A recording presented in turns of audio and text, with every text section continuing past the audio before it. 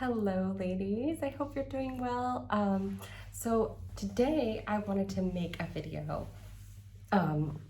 clarifying the use of vibrato and what we should look for in a correct vibrato in ourselves and in others, and also what it really means to have correct vibrato versus other types of vibratos. And I'm going to talk about the other types of vibrato that we might have too, okay? So first of all, I classify correct vibrato as the natural result, the natural spin of the voice that occurs when all the system, breath, vocal cords, resonation, are working at their optimum. So you have a stability in the larynx, you have a stability and support of the breath, and you have an optimization of the resonators.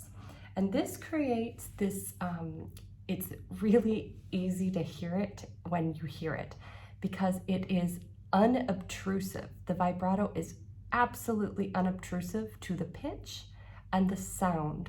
We're not getting air, we're getting pure sound, okay? I will post some examples below of excellent vibrato where you can really hear what we're talking about. And I'm gonna also post some examples of maybe not so excellent vibrato, okay?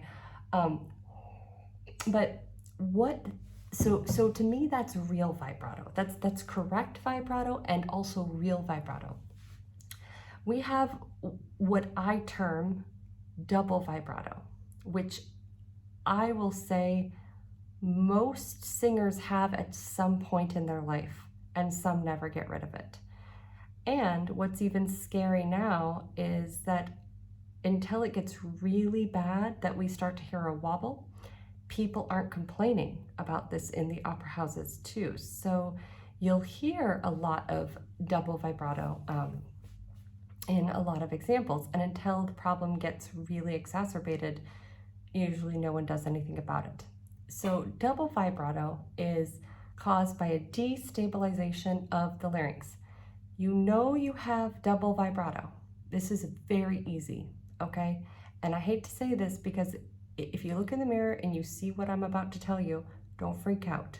It's okay. We all have notes or phrases where this happens. It is normal. If this is your consistent, like if this is what happens every time you hold a note, that is when it's a real problem. Of course, it needs to be kept in check as you're singing. That's what daily, vocal hygiene and vocal recalibration is all about, is keeping these impulses in check. It doesn't mean you're never going to have a note that doesn't destabilize. Of course you will. That's okay. We're looking for patterns here, right? So you will see, when you see the double vibrato, you will see the larynx go, oh, and this will shake, okay? This will actually move, and you will see the laryngeal mechanism moving with the pitch. Now, in some voices, it can not be so unpleasant for a time, but what it does is it destabilizes the registers, and this is really the primary thing why we want to avoid this double vibrato. Because even if it isn't a wide vibrato, which I guarantee you, if left to its devices, it will become a wobble. But even if it isn't, it still destabilizes the registers of the voice. And so it creates a schism, and it starts to pull apart the gentle knitting of the head voice and the chest voice throughout the vocal range. So we might get like a really strong chest voice, and then we kind of get a weird, like obscure, dark middle, and then we might get like wobbly air on the top or shut down or something, okay? You just think about what might happen to a voice when the registers destabilize. So you can hear the registrational pull in the vibrato, and that's the effect of the larynx moving with the oscillation of the pitch. So we don't want that to happen. So it's easy for me to say, like, let's not have this happen, right? But it's another thing to fix it. So the first step in fixing this kind of scenario is awareness.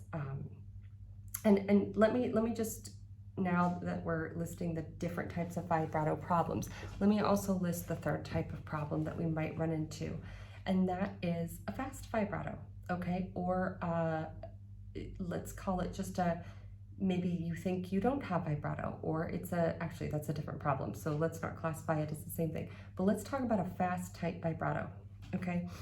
Now, some people who have this might think they have a problem, but unless it has been told to you that you have a problem, most likely a faster, tighter vibrato is not the worst thing in the world.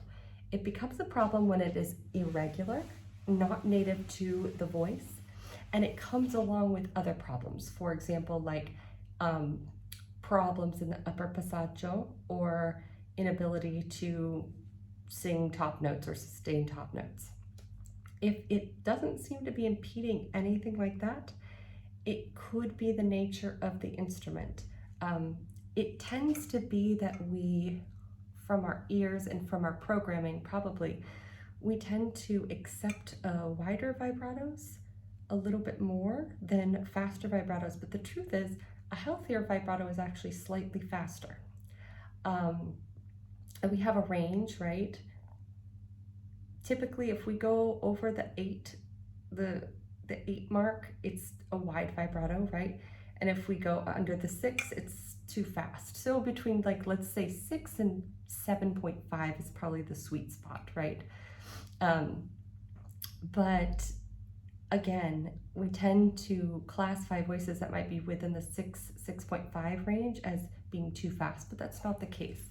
And it can indicate healthy vocalism. Now, let's say it's really, really, really too fast, okay? Like it truly is. That's usually tension. That's a product of tension in the larynx. And that is often requires just more development of the vocal instrument. So that's usually not a problem that develops. That is usually a problem at the outset before development takes place. But the wobble is something that happens to voices that are developed. That is absolutely like an undoing of the registrational knitting. So now I guess the third type of vibrato problem is no vibrato, right? That can be by choice, right? For early music singers, you might choose to remove the vibrato at times and then release it. If that's an artistic choice and you have complete control over it, that is great. If it feels like you just can't seem to get the voice to spin, again, that's a development thing. So that will happen once the tension is reduced in the vocal mechanism. There can be like auditory / mental obstructions to allowing the voice to vibrate, because you want to hear a continuous pitch as opposed to hearing oscillation. So you need to check with yourself and make sure you're not inhibiting natural function of the voice if you tend to want to hold the voice straight. Also, if you feel that the voice wants to vibrate but you're not letting it, that's a little bit of a different situation than you're singing and you just cannot make vibration. Usually that's because tension and breath flow still need to be sorted out in the instrument. So really, after all of this talking, you can see basically the elements that come into play with vibrato. We're talking about tension, okay? We're talking about stabilization of the laryngeal apparatus, and we are talking about correct support, correct appoggio, right? And creating that pressure system underneath the vocal folds that will support the efficient maneuvering of the vocal folds across our range. So that means that they are coming together. They're coming together strong enough, but not too strong, right? That's very efficient phonation here. They're coming together. They're not leaking air. And the laryngeal apparatus that houses the vocal cords is not being shaken, right, by breath pressure. So the best way that I can tell you to normalize and stabilize vibrato. Now, this is not the same if you have no vibrato, okay? This is if you have the other vibrato problems, either too fast or you think it's too fast. Not actually if it's too fast. That goes into the same category as no vibrato.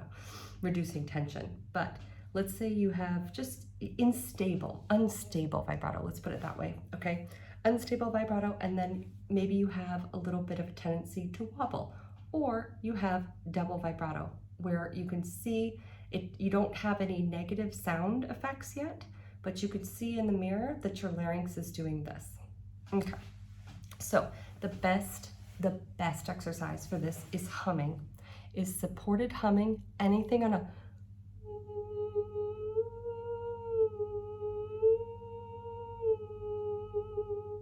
and you're doing it without vibrato. I'm putting this in quotes. So people who might have trouble with vibrato at all, like you don't have vibrato, don't listen to this part, okay? This is not for you. But the people who have a vibrato, whether it's always stable or sometimes not, this is a great exercise to do every single day. You want to make sure that you are not allowing the beat in the voice. So you are literally going to smooth it out. It's like ironing, okay? And as you develop this kinesthetic sense of what the laryngeal stabilization feels like in the middle voice, then you can start to open that up, right, into our me-mas and things like that. Me-ma, me-ma, me-ma, me-ma, me. We've done that one before. But that is not done until there's stabilization just on the hum, because you need to make sure that that breath pressure and the chords are not coming together too hard. So you listen when you're doing the humming. You have to listen for no extra vibrato.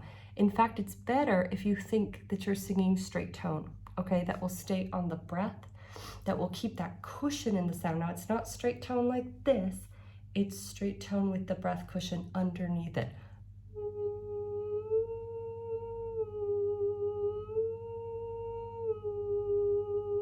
As opposed to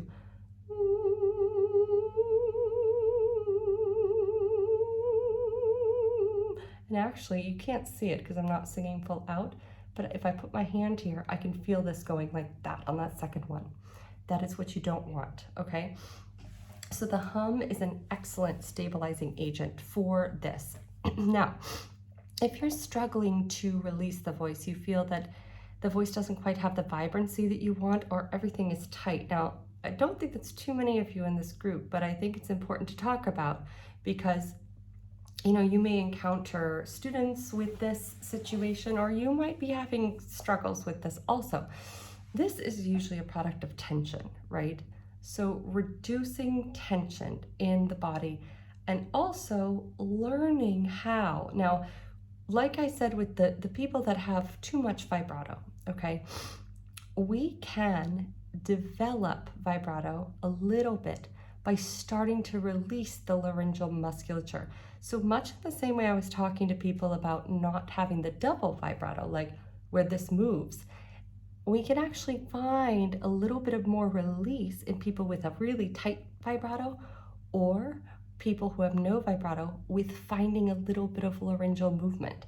So it's like, you know, that a little bit of poison sometimes is the cure, right? So that is what I'm talking about right now. So if you can locate your larynx right here, and what we're going to do an ooh, because ooh encourages the larynx to tilt, and that will assist our movement of it. So if we go ooh, ooh, ooh, you can feel this kind of goes ooh, like down, right? Ooh, ooh, like an owl. Now we're going to have a fun exercise. This is like a ghost exercise. We're going to go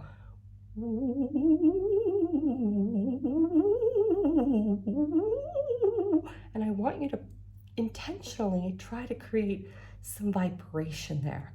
Very softly, very softly. It should not be loud. I'm in a hotel room doing this very soft. So you're gonna feel that, but very light, okay? And what we're looking for is that these cartilages will move, right? They're not gonna be fast, okay? So play around and you'll hear that kind of like ghost sound, that ghost sound that you hear on Halloween with those decorations that you walk by the door. So that is an excellent exercise to start loosening up the cartilage and get the tension out of the voice. If you don't have vibrato yet, or the vibrato is very tight, this is the better exercise to do But this is not in place when you go do like a hum, you know, when we do humming, this is not then to be put onto the humming. So you don't do this on every exercise you do.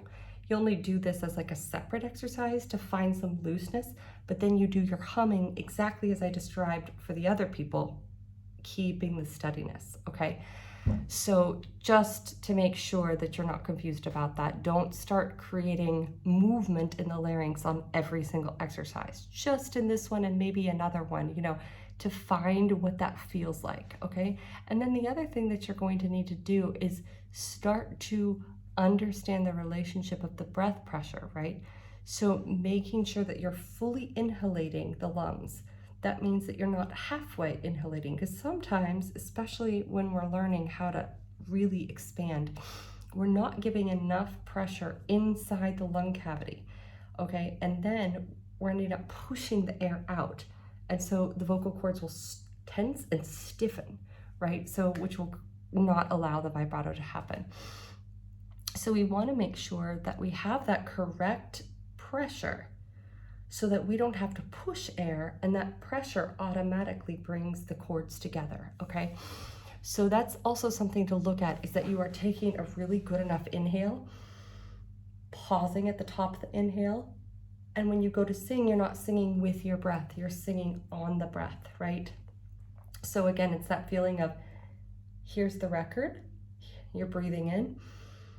When you go to sing, the record needle is going to set down very lightly without the pressure of the breath, right? So that's important to practice. I mean, that is good for both groups. That is a necessary understanding of arpeggio for both groups. Whether you have unstable vibrato or whether you don't have vibrato, you need this correct inhalation and this correct pressure balance underneath the vocal cords. You know, and another element too of vibrato is understanding how resonance plays in. So if our voice is placed correctly, if the registration is correct, that assists the correct vibrato, okay? But we also have to have that correct arpeggio. So when you're looking at this, right, it's not just, maybe some of you, your vibrato is pretty good and pretty normal, but you get to this spot in your range that's where the problems sort of appear, right? So in that case, you need to look at the registration, the resonance, and the breath pressure. Are all of those things in alignment? So you can look at things like optimizing vowel, because sometimes we're not doing the correct modification, we're creating turbulence, and then that is setting off the course of our vibrato. So you want to make sure your modifications are correct. You also want to make sure that if you're moving up into your upper register, that you're in the correct amount of head voice and there's not too much chest pull, but you also don't want not enough chest pull, right? Because both problems will cause an imbalance and they'll be slightly different. They'll sound different, but they're both not good, right? So that if you tend to have problems in one specific area, this is what to look at. This is usually related to registration and resonance, okay? And can be breath pressure as well.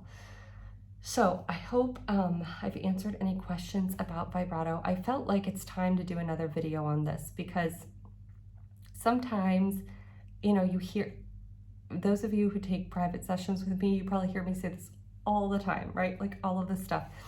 But sometimes it can go in one ear and out the other ear, and there's not so much time to explain all the inner workings of why we do this and why we're keeping this in check. So remember, it's just like any muscle movement. We're not always going to be perfect. We're not always going to be right on, but we're looking to understand that stability. And when we get off, we can put ourselves back on. Okay. So I hope this helps you, and post any questions below, and I will see you all soon. Big hug.